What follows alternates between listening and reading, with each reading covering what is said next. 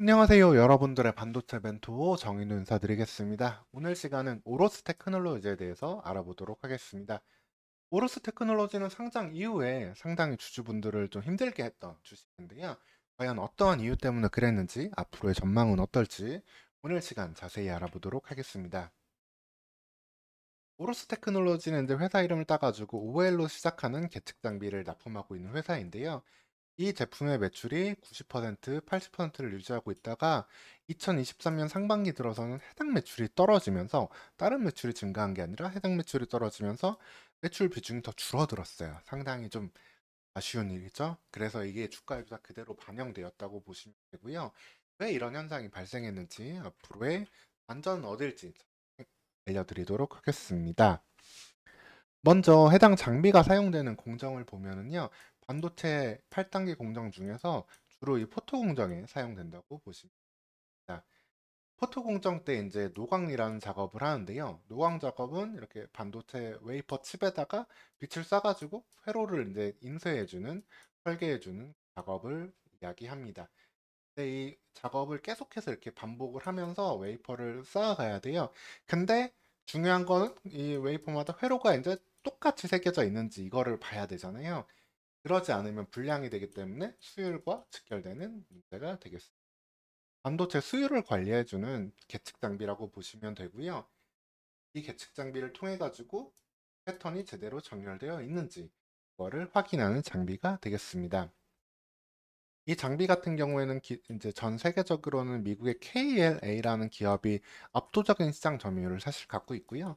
그 다음에 요광 장비 세계 1등인 AS ML사가 이제 좀 같이 계측 장비도 세트로 같이 끼워 팔기 하고 있는 상황이라고 보시면 되겠습니다. 그 가운데 오로스 테크놀로지가 해당 계측 장비를 국산화해가지고 하이닉스 등 그리고 삼성전자에도 납품해 오고 있는 상황이고요. 그래서 계측 장비 시장 자체, 저 노광 공정에서의 계측 장비 시장 자체는 이 ASML의 장비 판매 대수와 연관도가 좀 높습니다.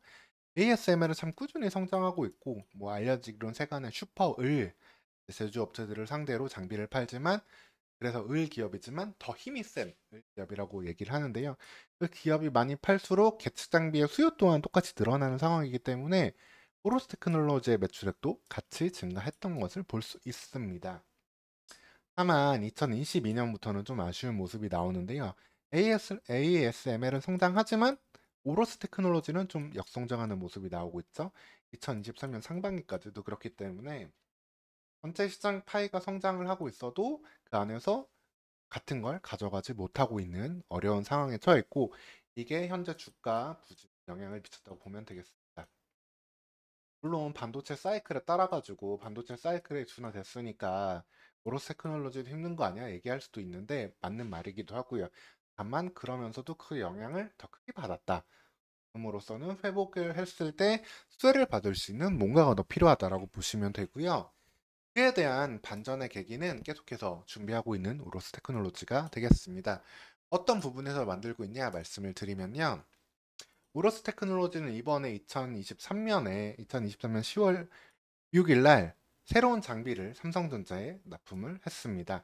그 장비는 WAPIS30이라는 장비로, 이 장비는 노광 단계에서 사용을 하는 게 아니라요. 반도체 레벨, 웨이퍼 레벨 패키지 단계에서 검사해주는 장비입니다. 반도체 웨이퍼도 이렇게 계속 쌓아가야 되는 적층을 하게 되는데, 그 단계에서 현재 웨이퍼가 휨 현상이 발생할 수 있게 돼요. 휨은 말 그대로 웨이퍼가 휘게 되는 현상을 이야기하는데, 웨이퍼가 휘게 되면 어떻게 될까요? 웨이퍼가 이렇게 정밀하게 딱딱딱딱 붙어가지고 다음 단계로 넘어가야 되는데, 휘어버리면은 어딘가는 붙지 못하게 되는 그런 불량이 나올 수 있겠죠.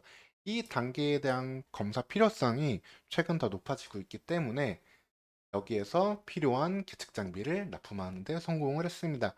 금액은 아직 210억 원 정도로 크진 않지만 관련된 매출이 지속적으로 나온다면 노광 단계에서의 계측 장비 외에도 추가적인 동력을 얻었다고 볼 수 있겠습니다. 그리고 여기에 더해가지고 2023년 하반기로 기대했었지만 이제 2024년으로 미뤄진 장비가 하나 있는데요. OL1000이라고 하는 장비가 되겠습니다. 이 장비는 노광 과정뿐 아니라 방막, 이제 노광, 식각, 증착 등에서 다 활용되는 장비로 웨이퍼의 방막 두께를 측정해 주는 가 되겠습니다. 현재까지는 출시가 되지 않고 있고 여기에 대해서 얼마만큼 매출이 나올지 모르겠지만 이 해당 관련된 시장은 노광 장비 시장의 1.5배 규모를 1.5배 규모를 보이고 있기 때문에 이 장비가 시장에 성공적으로 진입을 한다면 기존 노광 장비만큼 혹은 그 이상의 매출 증가도 기대해 볼 수 있겠습니다. 그래서 앞서 말씀드렸듯이 오로스 테크놀로지의 실적은 2021년에 정점을 찍고 2022년에 하강, 2023년 상반기까지도 하강세를 보이고 있었는데요. 좀 하반기에는 일정 부분 새로운 장비 매출이 좀 나오면서 이걸 회복될 거라는 기대감을 조심스럽게 가져볼 수 있고요. 또 반도체 사이클 자체도 2023년에 일정 부분 카펙스 투자가 늘어날 수 있는 가능성이 현재 보이고 있기 때문에 거기에 맞물린다면 오로스 테크놀로지도 반전의 기회를 한번 잡아볼 수 있는 시간이 되겠습니다. 오로스 테크놀로지에서 최종적으로 결론을 좀 말씀드리면요. 이제 국내 유일의 계측 장비 기업이라는 점, 이제 글로벌리 큰 경쟁사들이 상당히 센 기업들, KLA나 ASML을 세트로 파는 그런 부분들하고 경쟁을 해야 된다는 부분은 있지만 국내 유일 기업으로서 삼성전자랑 하이닉스에 조금 더 접근성이 높다라는 점을 볼 수 있고요. 그 다음에 노광 단계의 장비 매출이 그래도 사이클에 따라서 어느 정도 좀 회복되지 않을까 하는 기대를 해보고 그 다음에 전체 공정, 이제 노광 단계뿐이 아니라 전체 공정에서의 휨 현상을 관측한다든가 아니면은 웨이퍼 방막 두께를 예측한다든가 방막 두께, 휨 현상 이 단계들도 계측할 수 있는 계속되는 장비들이 양산되고 납품이 나온다면 그때는 한 단계 더 도약을 해보는 걸 기대해 볼 수 있겠습니다.